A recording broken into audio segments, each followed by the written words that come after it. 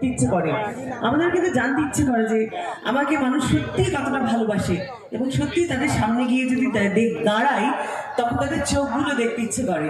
দেখলে বুঝতে পারি যে কে আমাকে সত্যি সত্যি পছন্দ করছে, কে আমাকে ভালোবাসে, তাকাচ্ছে আমার দিকে, কে আমাকে সত্যিই ভালোবাসে। আমার কোনো দোষ নেই, ওখানটা নিচু, আমি কি করবো? আমি তো ওই ওদিকে তাকাতে গিয়ে একে আরে করবো না অত সহজে, কি বলিস, বাংলার মেয়ে পাখিনি, বুঝছিস? অনেক শক্তি আছে, অত সহজে ফেলে দেবে স্টেজ।